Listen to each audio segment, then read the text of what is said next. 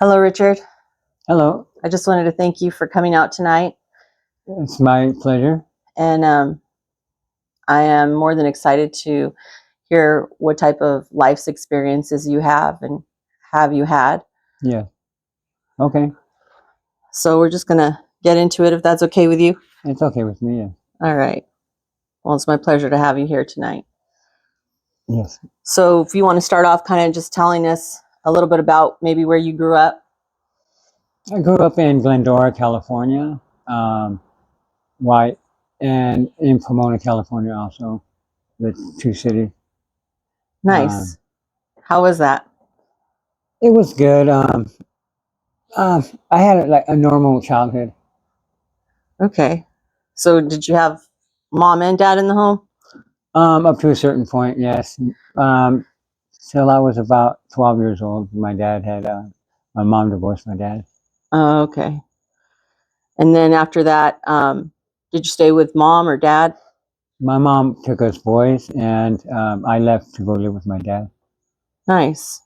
Nice. So you still had them both in your life for the most part But yeah, I came from a broken home. growing up. Mhm. Yeah. Most of us did. Yeah. Um, It's kind of difficult. It's kind of hard sometimes. yeah, sure. You know what they say, whatever doesn't kill you makes you stronger, right? You got that one right. So, you went to high school, right? Yes. And where'd you go to high school at? I went to three different high schools. Oh, nice. Went to Gary High, went to Glendora High, and I went to Azusa. Not high, it's a CDC. Okay.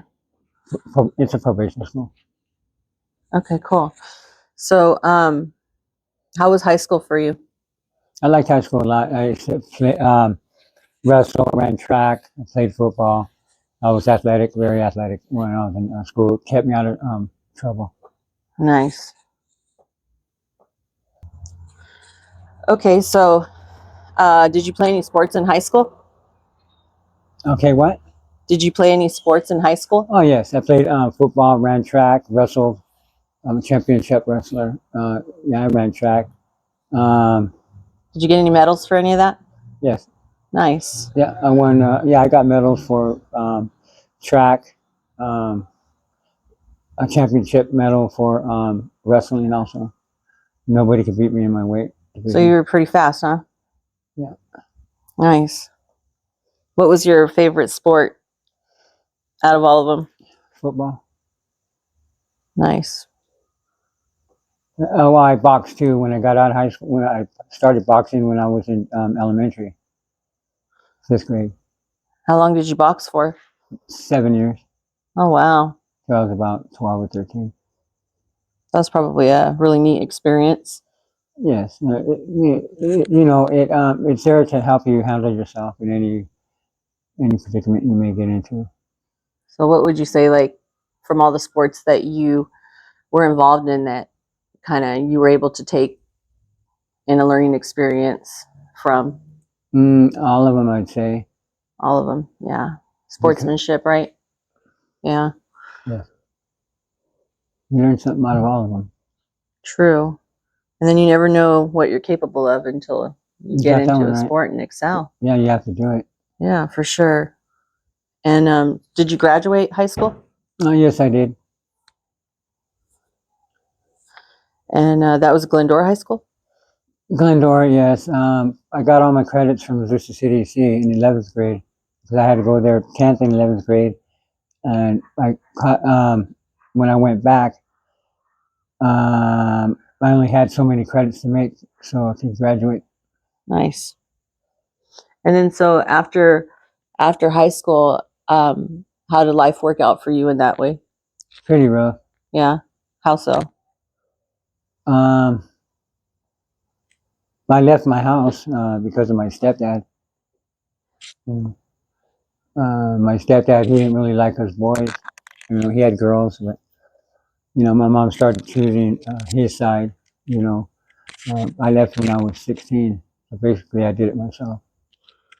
So 16 years old and out of the I house, was a junior, yeah. but yet you still stayed in school and was able to graduate. I was staying with a friend of mine. Yep. Good for you. It's real hard. Yeah. And when you say as boys, you're referring to your other brothers? Yes. And how many brothers and sisters do you have? I got 2 brothers. Younger I or older? had 2 brothers. I'm the oldest one. Okay, you're the oldest. I had one brother that was 2 years younger than me. He passed away. And I have one that's 8 years younger than me. Sorry to hear about that. Yeah. Yep. And so after you graduated, what type of work did you find yourself getting into? I got into building houses.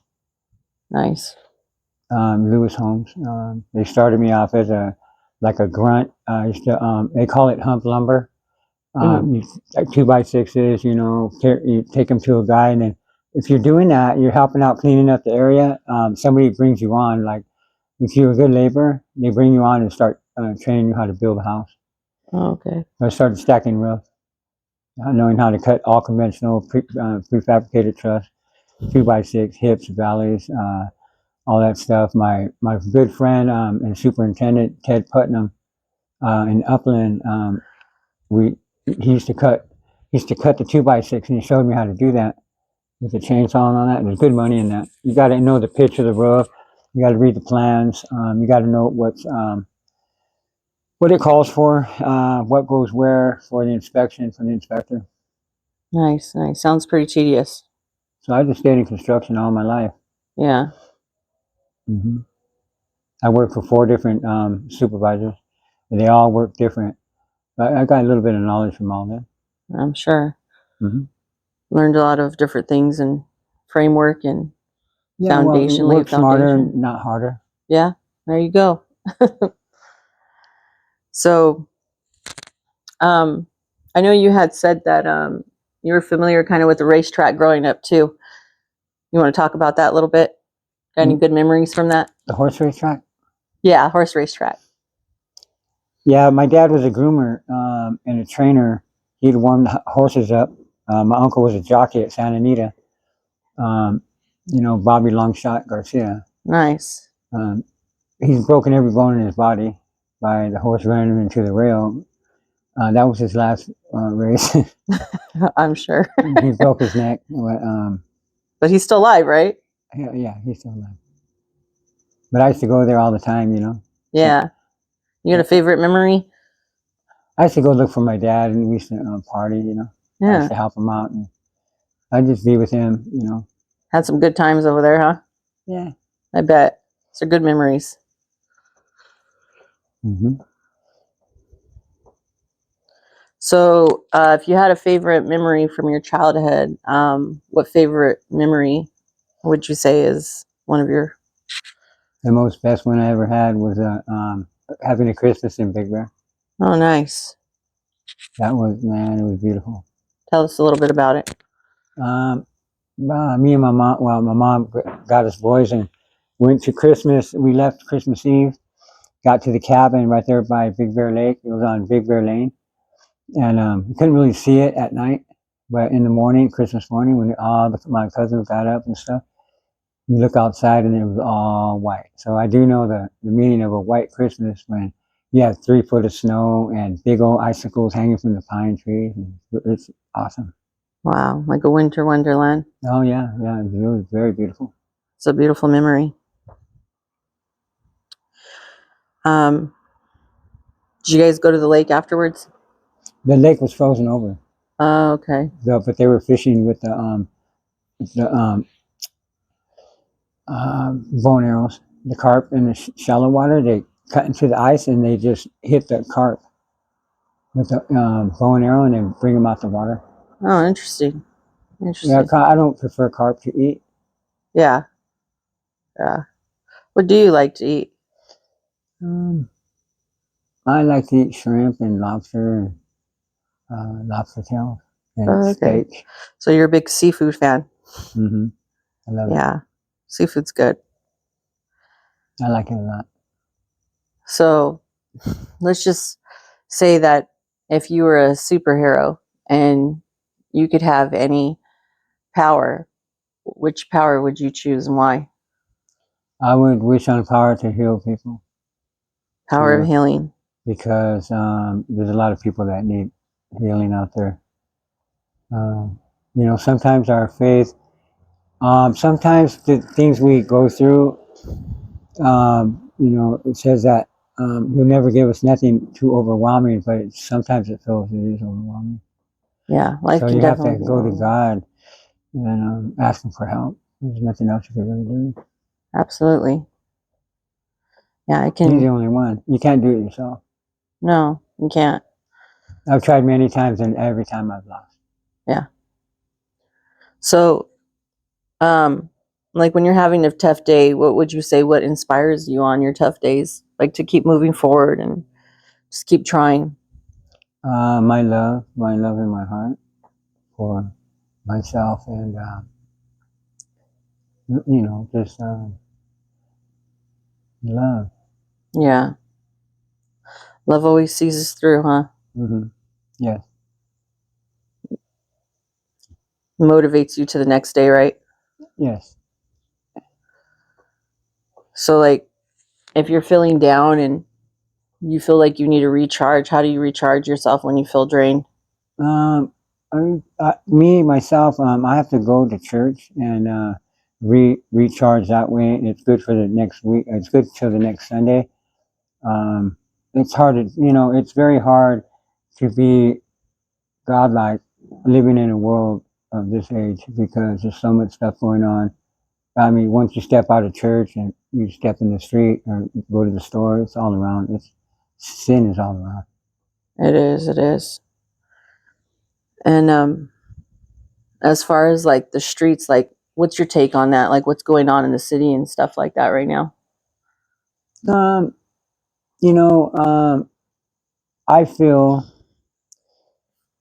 people are picking on the homeless, but the homeless are people. I've been trying to pray for them, try to help them out in any way I can because they are God's people. And, our government or whatever, they're going against their own people. It shouldn't be like that. No. Well, the homeless need to keep clean too. They're trash. That's uncalled for. There's a bunch of trash out there. Yeah. Hey, clean up your stuff, throw it away, be clean, Yeah. and maybe nobody will say anything. True. Kind of like a trade off, right? Mm-hmm. So, I know you have a few different talents. What type of different talents do you have?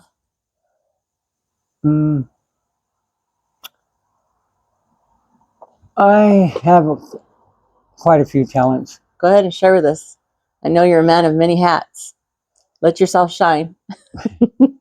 I can, I'm a certified welder, certified electrician. I had my B license for general contracting. I do have a lot of schooling in the building area. I read blueprints. I can make blueprints. Um, I can build anything that's out there. I can even build my own home if I wanted to. Nice. Nice. And other talent, I just try my best at what I do. It's not about me. God puts it in me when I build. The it's not about me. And I give God the glory for all the works I do Yes. because I'm a nobody. Yep.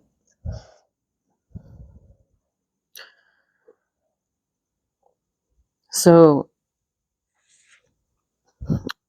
spiritually, like, how would you define spirituality to yourself? What does it mean to Well, you? lately I've been down on myself because I really don't have nobody like to lift me up. I lift myself up, but that gets tiring after a while. But I just keep praying and praying for hope because once your hope is taken away, you don't have no. Hope is love. It's respect. It's honor. But hope is everything in life. Um, so I just pray to God to help me because I've been pretty down and out. I'm supposed to have I do. My beautiful wife, she Fireworks. You need a what do you call it? Build, called a something builder. They build you up. See, a husband and wife. I've been married 33 years, and there's times where I lose my job. I'm down. This and that. I go out there looking for work or do side work. The last couple of years, I've been really down. I'm just coming back. I almost died. I got a hernia from working so hard. The hernia almost killed me. Bilateral hernia. Had it for 2 years. Was working like that. One day I couldn't go to the bathroom, and what it did, it tangled my lower intestine, and I couldn't go to the bathroom at all. So I had to have surgery done, emergency surgery. And in that time, I lost 50 pounds because I could not eat, and nothing was coming out. And I actually got septic and almost died, throwing up brown stuff. And it took me a while to recover from that. Got real ill on that. And you cannot sleep. You close your eyes for a minute to get some rest, and you cannot sleep at all. There's a mean fever that comes above your head. It makes you open up your eyes. You cannot sleep with that stuff.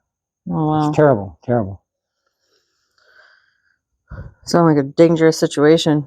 Yes. I'm glad you got through it, though. Yes, I felt weak. Well, I was praying to God to help me.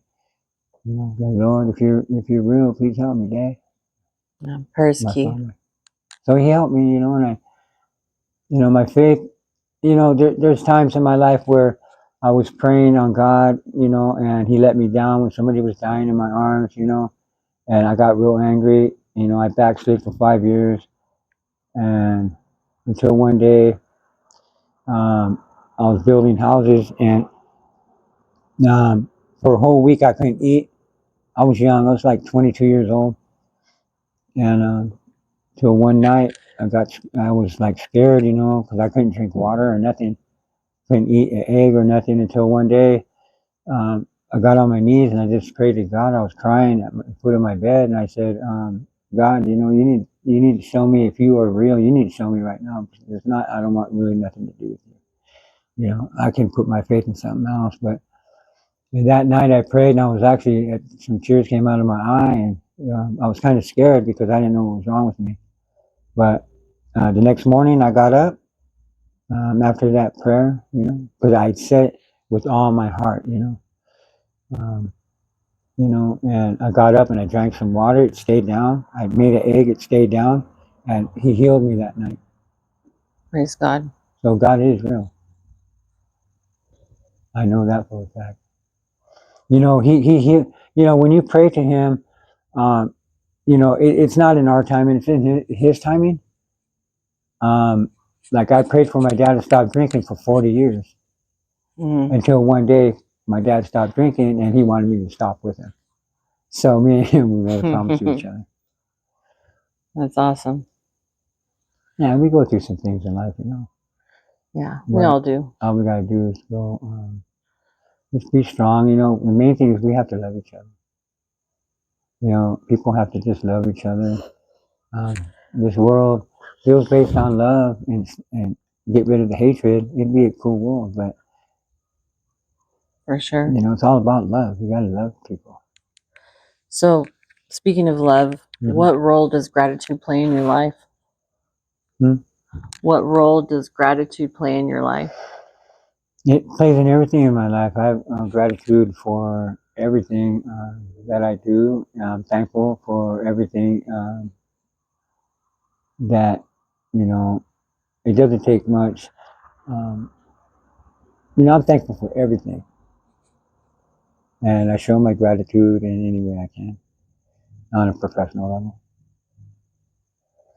Just by helping somebody out, give a lending hand when you need, if somebody needs something, you see a lady stuck in the car in the hot heat with 2 kids and, ask her, hey, you need a jump or you need a tire replaced. And, there's no reason why a woman should be stranded on the side of the road with 3 kids in the car, stop and ask her if she need any help. Yeah. That's a man with a good heart, Yeah. Because most people don't. They'll Yeah. just drive right by you. It's true. They're too busy with their own life. Mm-hmm. Yeah. So I'm what's very a I'm very thankful for everything. what's a dream that you've yet to pursue? Dream. My dream. See, I have stuff that I can, patent. I got something that I could patent. My dream is to be well enough to not have to worry about anything. To have a house by the beach, a house in the mountains, Nice. a house down here, a boat in the ocean, and that's all I want. Sounds good.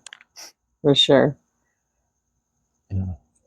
That's it's had to be beautiful. So have you had a message to the younger generation, the new generation now, or have you had something you wanted to say to them? What advice would you give to the new generation now? Well, the new generation now, I am also a certified drug counselor, but I cannot give no advice because I have to get my life straight in order to give good, to talk to people, especially the youth. They need a lot of instruction. A lot of times, my my calling, if I can help one person, then I did my job because a lot of youth, they don't know which way to turn. They don't talk to their parents. They commit suicide, and it's very sad. It is sad. But if you pull them aside and talk to them, maybe you might put that little, uh, you know, um, that little light at the end of their tunnel where they think there is no hope. And they're young; they got the whole life ahead of them. It's all about our younger generation because they're the next influence coming in. That's So true. um, they just need, a friend of mine who was 22 years old, he hung himself. And he was having problems with his wife. He had two beautiful daughters, man, and he gave up. So I don't if know. somebody like your friend was listening right now and they come across, I gave him a hug or something, pull him aside and talk to him. what would you tell them if they're looking at you right now and they're kind of feeling the same thing, or they're maybe having some type of suicidal tendencies? What I'll be would you like, say to them? don't do it. Don't do it. Don't do it. It's not worth it going to hell. You have your whole life ahead of you. Time solves a lot of problems. Um, don't take what's happening right now in effect and do something drastic to your life. Write it out. We all go through problems. We all have to deal with things, trials and tribulations. Um, just stick in there. I mean, we have to stick in there and roll with the punches, man. Roll with the punches and go with the flow and do what you know is best. And God will take care of the rest. Yes. And time does heal all. Yeah. That's good advice.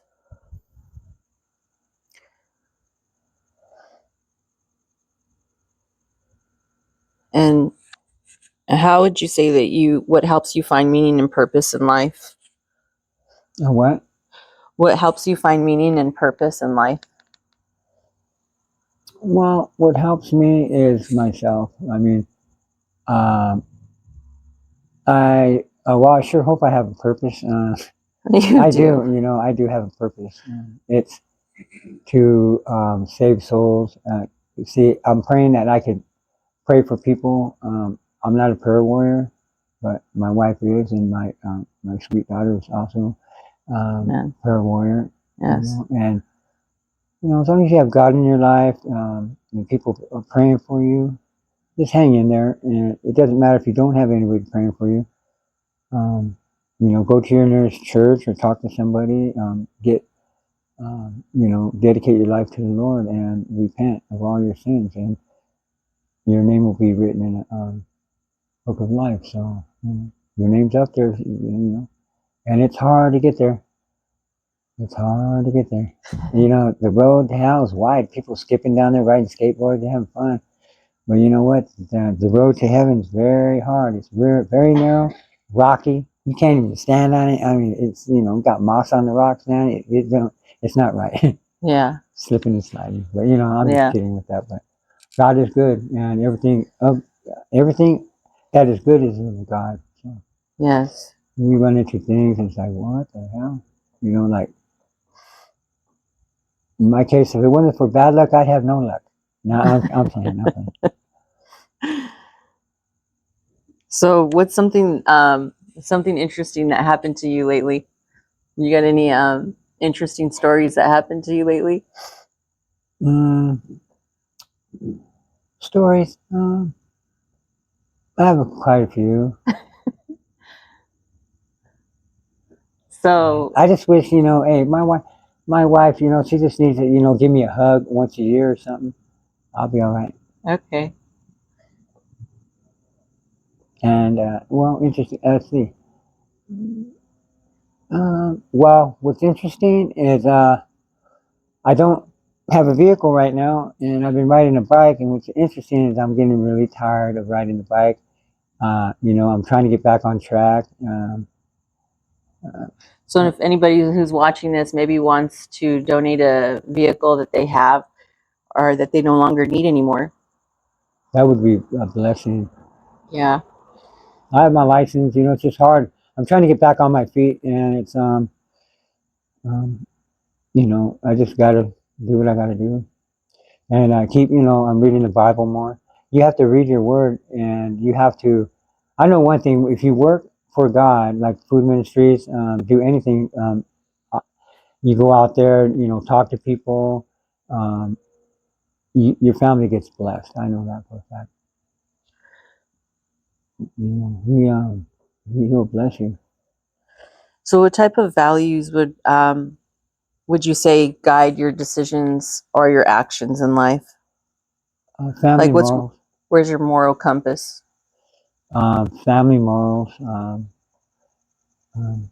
but I love my family a lot. Sometimes, the devil gets in my mind, and I just, like for Father's Day, nobody celebrated Father's Day with me. So that's the first time that really hurt. That really hurt big time. But, got to get over it. Until Mother's Day comes around, what I'm going to do. Okay. Yep. So,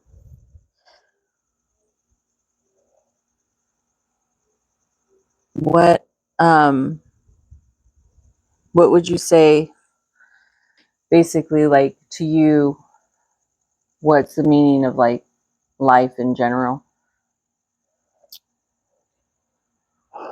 Well, life in general, okay, if you're above ground, life is good. Okay.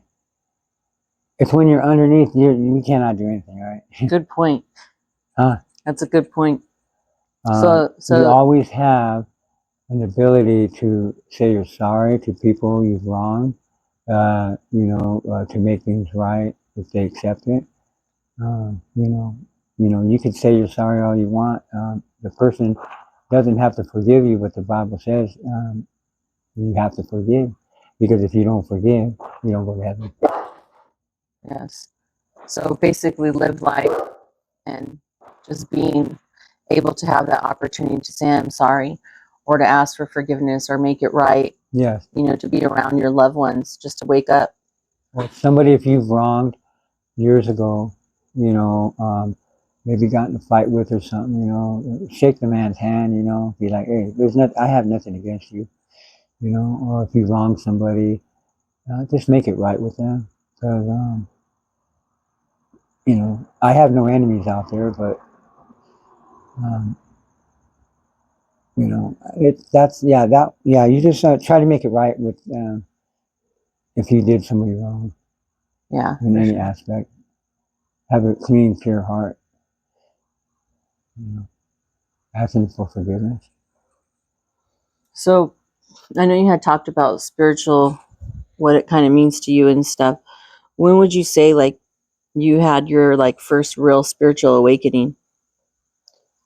Um, First spiritual awakening was about 12 years ago, about 14 years ago. I was partying next door with my friend, and he was wanting a piñata hung, and I was, drinking a lot of beer and stuff, and he didn't tell me his tree was rotted out with termites. Mm-hmm. There was three knots in the rope. I got to the second knot when the limb broke. When the limb broke, you know, I was falling sideways about 22 feet. And I was falling sideways, and something told me push the rope away from my face because the rope was real close like this. And I was falling, and when I pushed the rope away, I was just ready to hit the ground sideways. Maybe I would have broke a couple ribs, but all I felt, I didn't see anything, but all I felt was like I should have seen a bright light. It was poof. And in that light, the light was so bright. Um, you know, bottom line, you know, God piloted my fall because it wasn't my time. Wow. The devil tried to pull me down. If I would have died, I would have went straight to hell because I couldn't say I'm sorry. I couldn't repent. You know, but God piloted my fall because um, I was up there and I was in a, like, not a room, but I was just like in a cloud. Like, and the light was so bright. When I opened up my eyes, I was laying there looking up, and there was nothing around but just the whiteness, and it was real bright. But in that was peace. Like, I just felt like not a worry in the world, and I just felt like it's a feeling you'll never ever feel ever. I mean, it's awesome. But then I was like that, and I'm like, wow, man, just like nothing wrong. Everything was released out of my mind. It was like real peaceful. And then my eyes went to zoom lens. Like I went back to my body, and my eyes were pure white. They were open. I was knocked out. They were open, and there was a bunch of little kids there. And when my eyes focused, I seen all these little kids looking at me, and I felt pressure around my face, and my neck had rope burns around my neck. I ripped my mouth open, broke my jaw, got a titanium plate here, titanium plate here. I had to wire my jaw together, and when I came to, it was like my eyes were. It came to like a color, like a zoom lens, like doosh, and the kids were there, and I felt pressure, and I moved, and then my friends grabbed me and lifted me up. I took the rope out of my mouth. I said, "Okay, you guys, I'm going home. I live next door." They said, "No, you can't go home. Your mouth is ripped open." So they took me to the hospital. Wow. You know, but God, God's helped me out a couple times. You know, Well, definitely. You're still here. God is good. Yeah.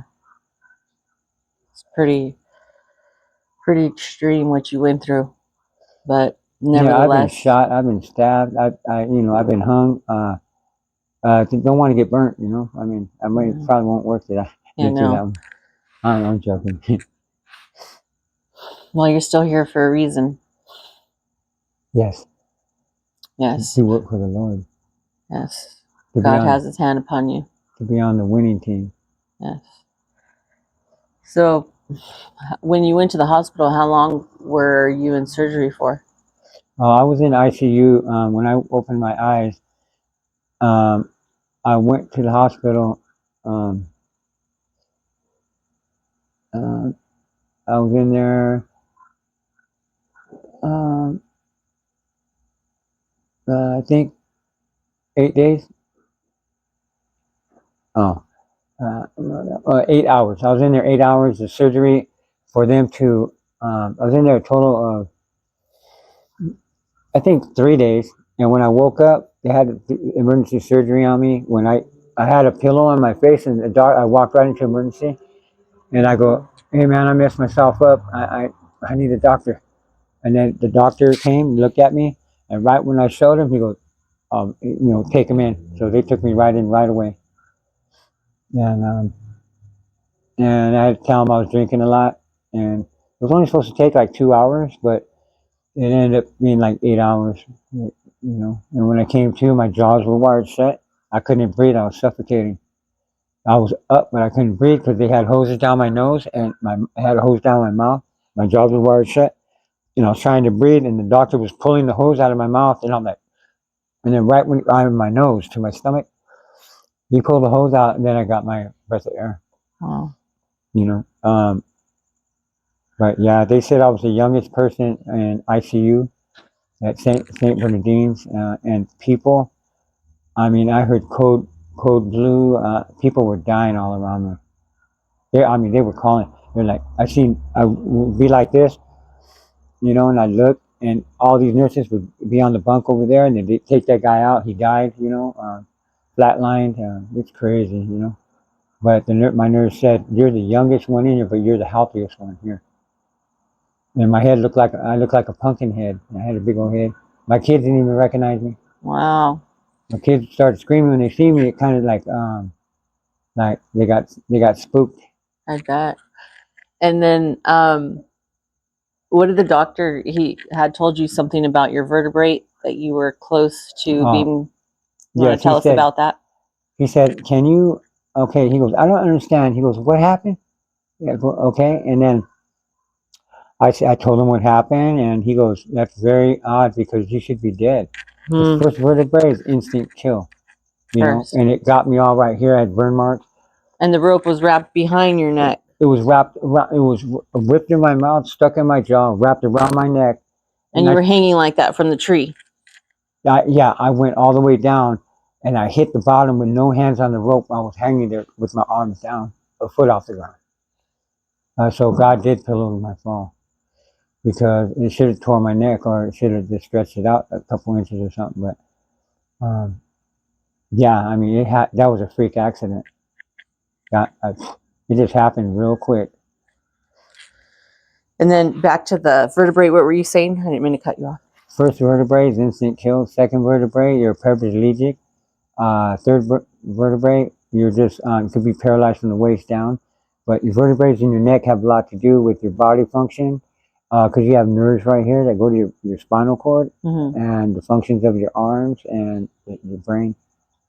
So even though that rope wrapped around you twice, or however many times it did, and then it yanked you and pulled you up, somehow it managed to miss all of those main vertebrae.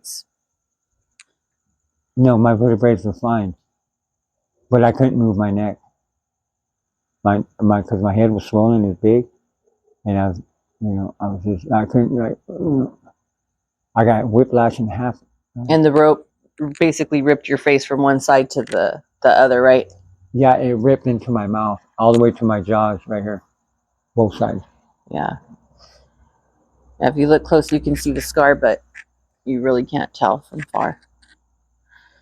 So thank you for your openness and for being, open and actually willing to tell that story. And, you've been through a lot, and yet, you're still resilient and you're still standing, All we can do is go forward and just keep going until God comes. Yes. It's hard. It's very hard. I mean, I go through temptations every day, but I just read the Bible. I open up the Bible, start reading, and it helps me out. But, I do have a beautiful wife, and I love her very much. I just wish she loved me as much as I love her. Everything would be good. Yes. Well, she does love me. I shouldn't talk like that. If you had one thing to share with our viewers, what would you want to share with them, and why? I would share with them, don't do what other people are doing. Be smarter than that. People get into all kinds of things. There's people doing all kinds of drugs out there. Me myself, I started messing around with that because, anyway, I'm sober.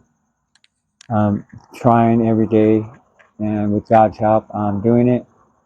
And I don't care what anybody thinks or says. I'm trying to regain. Trying to get back to where I was before. Yeah. And God He's not going to bless you if you are not sober. So let's talk about that for a little bit. A lot of people don't understand addiction, and they don't understand why some people find themselves in this situation, and some are quick to judge others and not completely understanding kind of what's underneath that and why they feel the need to maybe use it as an outlet, versus other people, don't or haven't. What's your take kind of on that whole thing? If you mess around with any kind of drugs, it's that you never let the drug do you. If the drug is doing you and you are not taking care of things around the house, buying milk and food for the house and paying bills and all that, and all your money's going into that, then you got a problem. It needs to be addressed, okay? If you got a little problem in doing, little problem, it was a little $5 or $10, it's no big deal. But the point of it is, it's still a big deal because it's going to end up to be, you end up doing more and this and that, and it's to a different drug. Bottom line, it's good to be sober because the Lord is coming, and I don't want to be left behind. What do you think about the whole fentanyl epidemic right now? The fentanyl, oh man, that is the craziest thing I ever seen. I know people say it's part of population control because you have 500 million heroin addicts in the United States, and the fentanyl is dropping them like flies. And it's a man-made drug. It's 25 times more powerful than China White. If you even get a smell of it, you could die. One hit of it, you can die. It's it's killing a lot of people. They should not even have that on the street. Would you say it's more like mainstream in the street now versus like before? Yeah, I mean, it's people that it's meant for like heroin users, and a lot of people, they die when they switch over because it's way more stronger, and that's crazy. Yeah, I have a lot of my friends died because of that. Well, not friends, but people that I've known, in time that started messing around with heavy drugs. I try praying for them, because you don't want to see nobody go to hell. God will accept anybody as long as they give their life to Him wholeheartedly. So, like for people like that, and you say like maybe I don't hold a grudge against them, no, because they're people. You never know what they could be. They could get off it. They could be, and you don't know. I mean, there's people all over, council members, Senate. You never know. But then people do a lot of things, yeah, coke and all that stuff. But to each their own. That's their own business. They only hurt themselves. Yeah. So, like if somebody like who's watching, they have maybe a family member or a brother or sister or maybe even a child who is struggling with drug addiction, how maybe Talk to them. yeah, could you could you tell them how they could support them? You support them. You don't support them you don't support a person like going against them. You know what? Hey, oh yeah, you know what? You're no good. You're a piece of crap because you do that. Hey, to show the person a lot of love, and love will, show them that you care for them, and because people do that because it's like that's the only love they have. There's a love for drugs, but there's so many messed up. There's so many messed up families out there. Fentanyl. You get on that, the withdrawal from that could kill you alone. That I seen people on that, man, and they're like, I mean, they're out there stealing. They're sweating, stealing because they really need it, and that's a bad thing to be on. That's very bad, very bad. So you were saying, talk to them. Yeah, I talk to them. I pull them aside, and but when they're on that stuff, they're not really listening. They listen, but it's like that just takes control of their whole body and what they do, how they get up, what they're going to do, what they're going to steal for the next fix. It's real bad. Yeah. But you know what? Take into consideration if it's a family member, a son, a daughter, there's all different kinds of people on that stuff, man. Just, you know what? If you love them, pull them aside, talk to them, because you know what? The love that you share with them could save their life. Yeah. You know. But what if they've tried that and then they still keep trying and they're just, they don't know kind of what to do at this point? What would you say? Should they continue to try, or should they just Continue to try and not give see up? if they want to go somewhere where they can get off the drug, away from the environment that put them in that, you know, because it's all about the people they hang around with, that what they do, for that. I mean, if you get that person, that individual, and move them, they have to be willing to do it themselves. You cannot force anybody to do nothing. They have to be willing to, I don't want this no more. Um, I want to go do this and that. I want to become sober. I want to live the rest of my life sober. So you're saying that they have to be at a point where they're ready to kind of make that shift. Yes. Yeah. And only if they have to be at that point. There's nothing you could say to them or tell somebody, but if they're at that point, you just got to talk to them. Yeah, they're people, I mean, especially family, tell them how you feel, like I, I don't know what you're doing, but, you don't look right, you're not acting right, you didn't do the things you used to do. Um, you could tell. Yeah. Not easy. But just give them love, basically, give them a hug, a hug to a man feels good from a woman, when a woman hugs you and says, if a woman doesn't say, oh, I love you, then, a hug or something, hi, something like that, is always good. Because if you don't hear expression of love, then you don't feel love. Yeah. Or a kiss once in a while. Yeah. Or hug it once in a while. My wife is so beautiful. I mean, she's just so loving. I love her.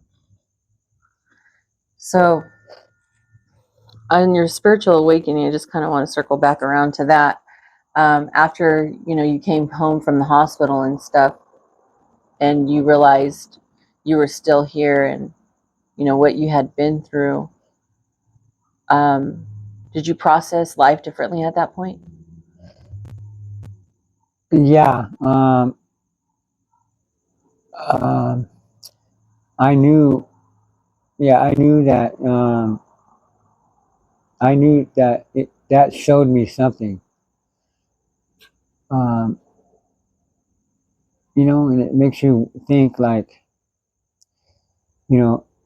okay, since that happened to me like that, I wonder, like, when people, I mean, I've seen people die in car accidents. I've Like helped. what kind of car accidents?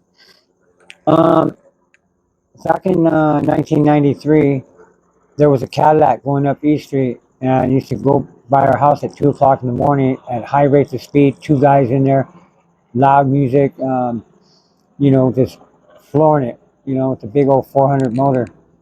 And until one day, I heard the car get off the freeway. I lived on 30th and East Street, and my wife heard the car gunning down. When she started praying, like, "Oh my God, there's that car!" Until one day, that car hit a Cadillac across the street from my house, sent the Cadillac to the apartments across the way, and that car, it was the loudest sound I ever heard in my life. What kind of car was it? It was a Cadillac. It was a long Cadillac, a Coupe de Ville.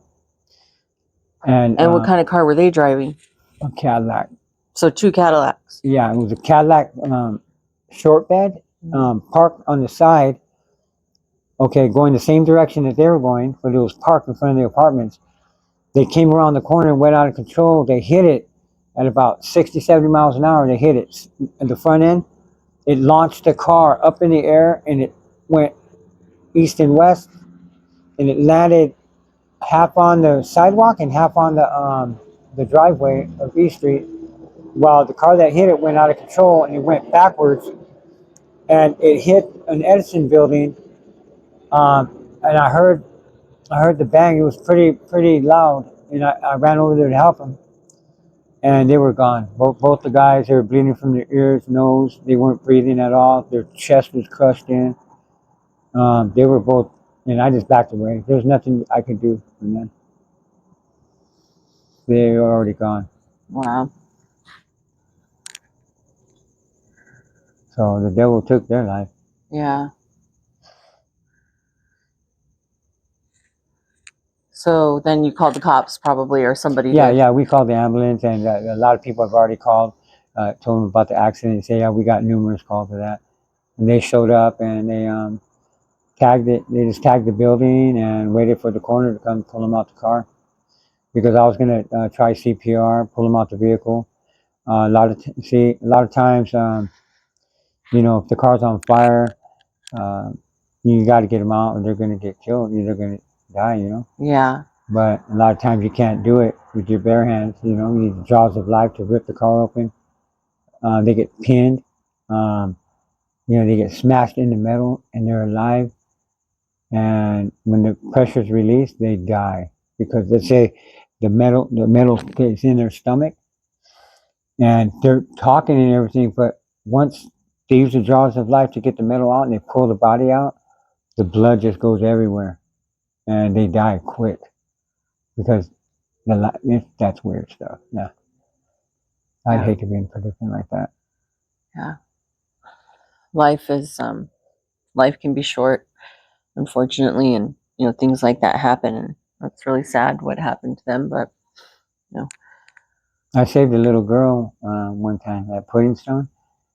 She drowned, and all I seen, the mom was looking for her, and she, you know, real ecstatic. You know, I was young. I was like 12, 13. And where we were swimming at was a swimming part at Pudding Stone, but that part had still barbed wire from orchard, from the orange orchard. And the girl, I'd seen her go down, and when I looked in the murky water, I seen her blonde hair. I seen blonde hair just go into the depths of dark green, and I reached down, I went swimming down, and I grabbed her hair like this, and I yanked her head up. She was already took in the water, and you know, I pulled her up, and once I had her hair like that, and I was swimming to the top, the dad grabbed me, and he grabbed his daughter. And then the way he grabbed her and he put her like stomach on her, like they put, and he started patting her on the back, and she coughed up all that water and oh came my back. goodness, She thank was, God you were there, huh? oh man, In the nick of time, it was meant for you to be right there. you know. Well, God helped me on that one. I mean, because you know, I like to swim and stuff, and yeah, like you know, if I can help somebody, I'll help them because I know for one thing, if like in San Bernardino, there was a guy laying by the bus stop, right? An old white guy. Mm-hmm. I was going somewhere, and I just walked right over this guy. There was 8 other guys there, but this guy's laying in the hot sun. He's beet red. His wallet's laying on the floor. Somebody got in his wallet, took his money. And I stepped over. I kept walking, and something told me, help that guy. So I said, hey man, hey, are you all right? He was unresponsive. He had heat stroke. I was trained how to deal with people with heat stroke because I used to work in 29 Palms Marine Base, 128 degree, 130 degree weather, very hot, very hot. They say if a person falls out because of heat exhaustion, you have to administer. You got to grab them, put them in a shady spot, and wet them down the whole body. Hopefully they're okay, but sometimes, you know. Well, let's get back to that one guy. I had asked that the paramedics came, and I said, "Is the guy going to be all right?" And he goes, "No, he's too far gone. Oh, He's been wow. laying there too much in the sun." He was man. They were trying to talk to him. He was just unresponsive. Wow. But when I poured water down his throat, he came to. You know, Yeah. like I'm out. You know, he wasn't drinking, but I'm like, "Here's some water." You know, put some water on him, and he started, you know. But hey, better to have some water than no water. Yeah. So I felt bad because all these other people were standing around. They could have helped the guy. The guy could have lived. But they didn't get to him in time. Yeah. who knows how long he was there. I mean, he could have been there for like, and they robbed him. The guy just saw him knocked out. He was laying in the sun. The sun was beating him up. He was like, oh, pitch red, just sweating, just laying there knocked out, unresponsive, like a heart attack. Yeah. He went through something, and then his wallet's laying there with no money. The black dudes around him, the crib creatures over there off the baseline, they took his money. They robbed him. Man, not cool. No, not at all. it's terrible. Yeah. So all we can do is pray for him. Yeah, of course. So, so you were saying that you processed life differently after your accident, with the injury that you had from hanging the piñata. You value life more. When something like that happens to you, you actually, you value life more. It's hard to explain what that means, but until you go through it, you won't understand it. Yeah, you don't take life for granted anymore, for sure. That's what you're saying.